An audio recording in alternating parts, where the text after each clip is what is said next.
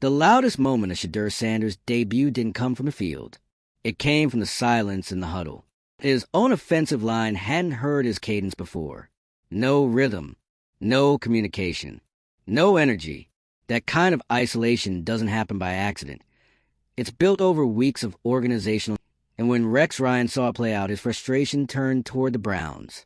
What kind of team drafts a quarterback, keeps him separate from starters, then expects him to deliver under pressure? One that's broken from within. If you're into the real story and all the messy twists they don't show on highlight reels, go ahead and subscribe. And if you're sticking around to see how this Browns QB chaos plays out, you should definitely be subscribed. Sanders didn't lose that game alone. He was set up to fail by a system more concerned with ego than development. The Browns didn't just underprepare their rookie. They alienated him. Teammates didn't rally. Coaches didn't adjust. The locker room, much like the playbook, left him hanging. That kind of cultural failure runs deep. And if it isn't addressed, it will cost Cleveland more than one season. It'll cost them every talented player they refuse to support. He didn't just regret what he said. He practically reversed the car and apologized on live TV. And can you blame him? Before the Ravens game, he was loud about it. He didn't think Shedeur Sanders was ready. He questioned the Browns for drafting him, criticized the player for not showing enough in practice, and assumed the issue was the rookie himself.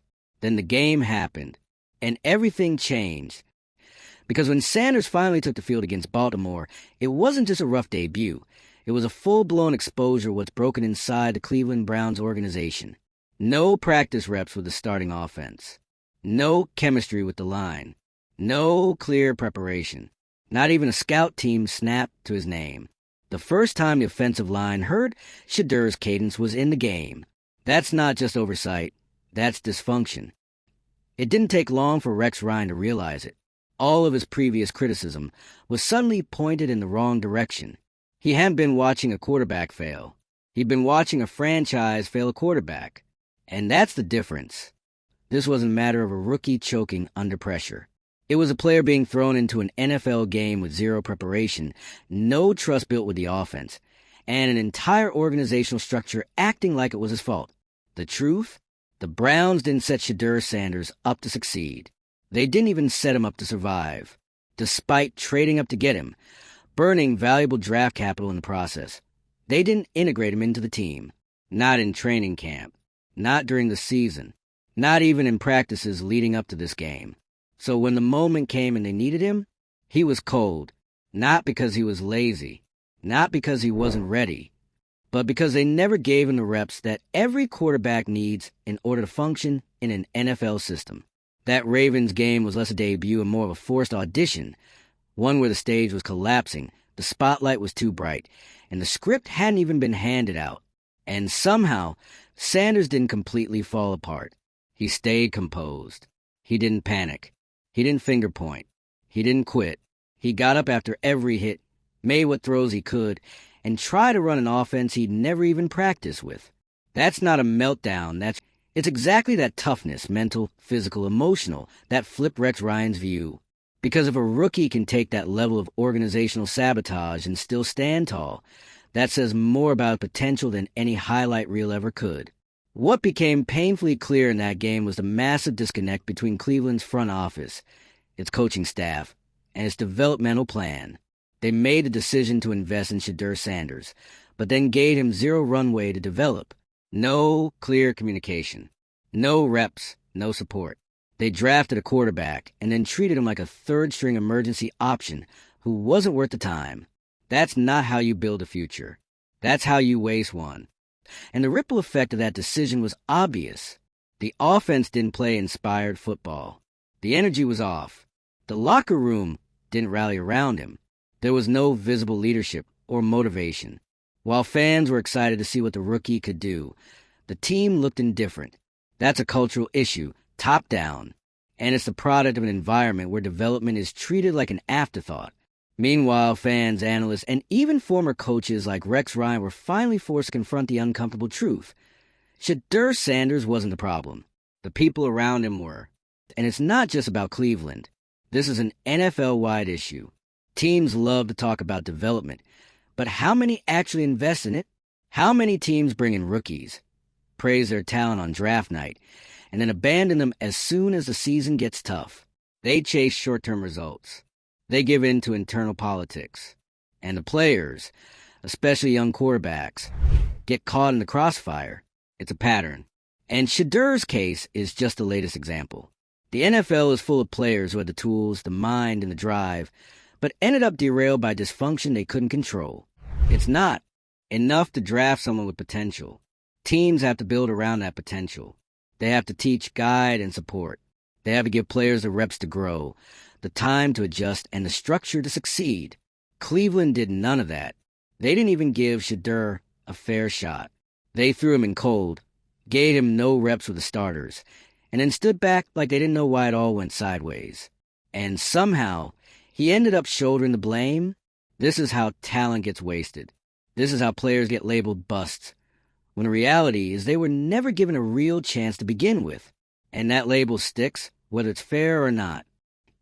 If Rex Ryan hadn't spoken up, if he hadn't reversed course and told the truth about what happened, Shedeur Sanders might have been dismissed as just another rookie who couldn't handle the speed of the league.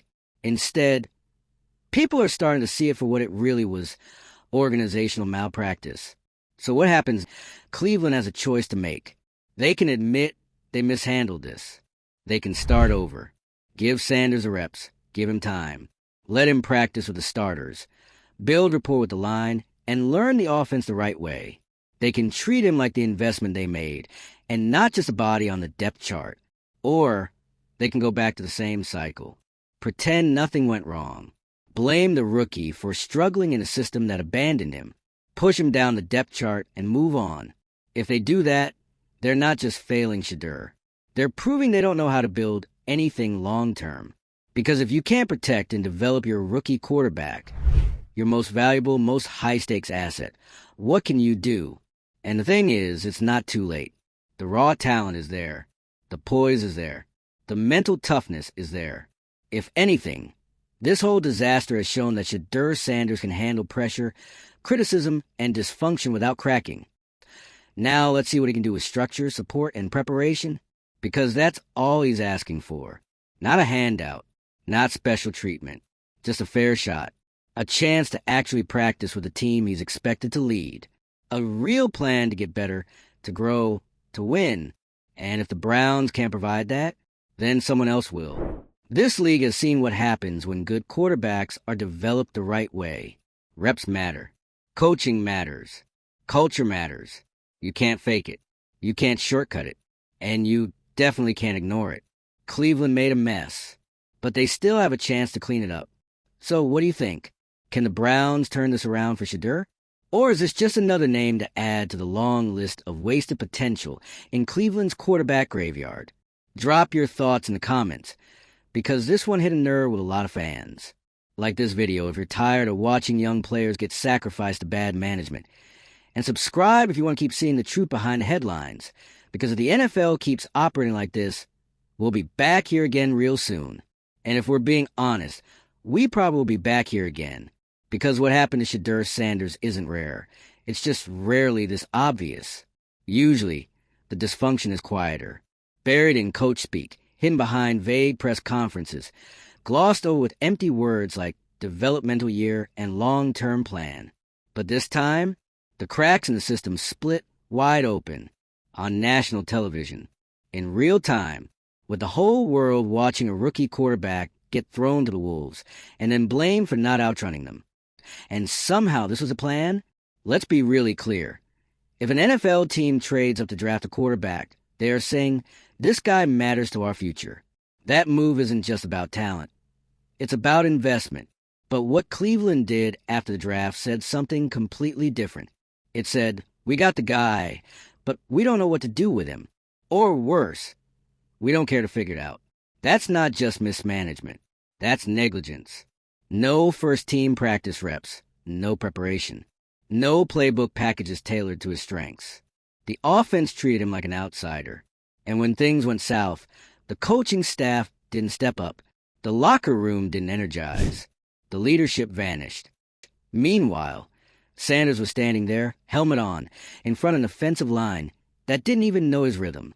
That's not football. That's chaos. And yet, he didn't implode. Yes, the game didn't go well. But anyone watching with a functioning brain could see the failure wasn't his. It was everything around him. From the way the team played to the way the staff coached, to the silence from leadership after the final whistle. None of it supported a young quarterback. And that's exactly why Rex Ryan changed his tune. Because when you take a step back and really examine what Sanders was up against, the criticism doesn't hold. How do you judge a performance when the player wasn't given a fair shot to succeed? How do you grade a quarterback when he's running plays he didn't get to practice, behind linemen who never sync with him, against a top-tier defense? You don't. Not if you're honest. But honesty isn't something NFL organizations or media talking heads always offer freely. That's what made Rex's reversal so significant. He saw the footage. He got the facts. And instead of doubling down, he admitted he was wrong. That rarely happens in this league. So let's give credit where it's due. Not just to Sanders for surviving the worst possible introduction to the NFL, but to the few voices willing to call out the real problem, the Browns organization. Because this wasn't just one bad decision. It was a reflection of deeper issues inside the franchise. A lack of accountability, a lack of vision, a culture that doesn't support its young talent. And worse, doesn't seem to care when that lack of support leads to failure. And that's why this moment matters. Because if nothing changes, Sanders will just be another name added to the long list of quarterbacks who could have been something, if only their team had a clue. But it doesn't have to go that way. Cleveland still has a window here. It's narrow, it's closing, but it's open. They can still make this right. They can give Shedeur the first team reps he never got. They can start actually coaching him, building an offense around his skills, giving him game plans that fit his strengths, teaching him protections, letting him lead, not just survive. It's not about forcing him into stardom. It's about giving him a fair chance to earn it. Because that's what real development looks like. It's slow. It's deliberate. It's reps in practice. It's trial and error. It's allowing space for mistakes. Not because you want them, but because you know that's how a quarterback learns. The Browns didn't do any of that. They skipped every step. And now they're looking at a fractured locker room, a divided fan base, and a public dragging that could have been avoided with the simplest thing, a plan. And that's it. A real plan for a rookie quarterback they chose to invest in. And now that it's blown up in their face, the silence is deafening. Where's the ownership from the coaching staff? Where's the explanation from the front office? Where's the public show of support for the quarterback they traded up to draft? Nowhere. And that silence tells you everything you need to know. Because if they were serious about developing Shedeur Sanders, they'd be speaking now. They'd be saying, we made mistakes. They'd be saying, he deserves better. They'd be saying, here's how we're going to fix it. But instead, they're quiet. So while Rex Ryan is out here correcting the record, the Browns are letting the moment pass, hoping it fades. But fans aren't forgetting. Neither are players. And definitely not Sanders. Because no matter how calm he stayed, no matter how composed he looked, he knows what happened. He knows the support wasn't there. He knows he was thrown in with no lifeline. And most importantly, he knows he didn't fail. That's what should scare Cleveland. Because if Shedeur Sanders has the mental toughness to survive that disaster and still stay composed, imagine what he could do with real structure. Imagine what he could do on a team that actually builds around its players. A team that treats rookies like investments, not insurance policies. The NFL is built on second chances. But not every player gets one. And Cleveland's history with quarterbacks does inspire confidence. Too many names. Too many resets. Too many wasted talents. If they want to break that cycle, this is the moment to do it. Start with honesty. Admit the mishandling. Then fix it. Give Shedeur the resources he should have had from day one. And let him grow. Or let someone else do it.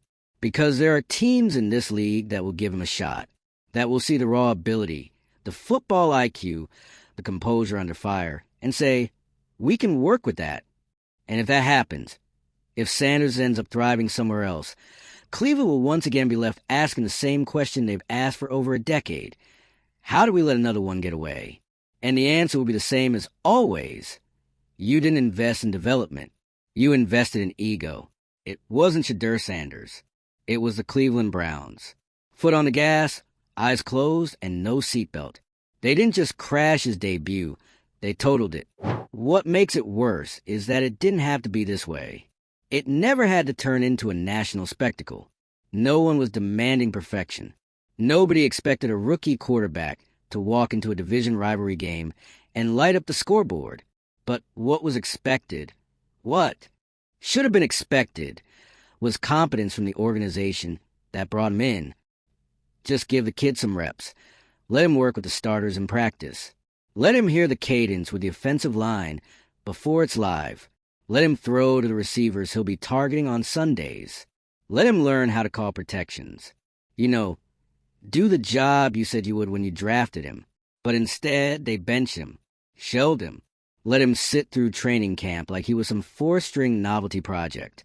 And when chaos hit, they dust him off and toss him into the deep end with no life preserver, then acted surprised when he didn't swim like a franchise QB. Of course it didn't go well.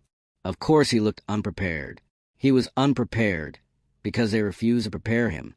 The Browns' decision wasn't just bad. It was revealing. It showed us that there's no plan, that the gap between talent acquisition and talent development in Cleveland is wide enough to drive a franchise bust through. And Shedeur Sanders got run over by it. Even worse, they let him take the heat for it. Nobody from the Browns stepped up post-game to say, "We failed to get him ready." Nobody explained why he didn't get snaps in practice. Nobody took responsibility for putting a young quarterback in a no-win situation. They just let the press cycle churn. Let the fans speculate. Let the rookie wear it.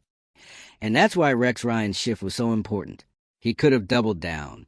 Could have pointed to the box score. Could have said, "See, I told you he wasn't ready." But instead, he did something rare in football commentary. He told the truth. He admitted what most people in that building refused to. This wasn't about Shedeur Sanders. This was about how the Browns failed him. It took one game for the truth to come out, but in reality, this had been building for weeks. Since camp. Since draft night, really. The signs were there.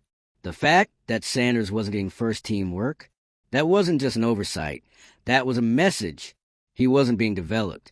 He was being held in reserve. Treated like a contingency plan instead of a player with a future. And that is a brutal place for a rookie quarterback to be. Because quarterbacks don't just need reps. They need belief. They need structure. They need an environment that tells them, "We have your back." That doesn't mean protecting them from mistakes. It means preparing them so they're equipped to handle those mistakes and grow from them. Cleveland didn't do that. They threw Shedeur into a fire without a hose, then stood there watching it burn. The fact that he didn't unravel, didn't panic, didn't lash out, didn't crumble, is a testament to him, not to the Browns. His poise under pressure, his refusal to point fingers, his willingness to keep competing even when everything was stacked against him. That is leadership. That's maturity. That's the stuff you can't coach. Which only makes the Browns' handling of him even more frustrating. Because that kind of mindset, that kind of mental toughness, that's the hardest part to teach. They already had the hardest part, and they still blew it. And this wasn't just bad optics.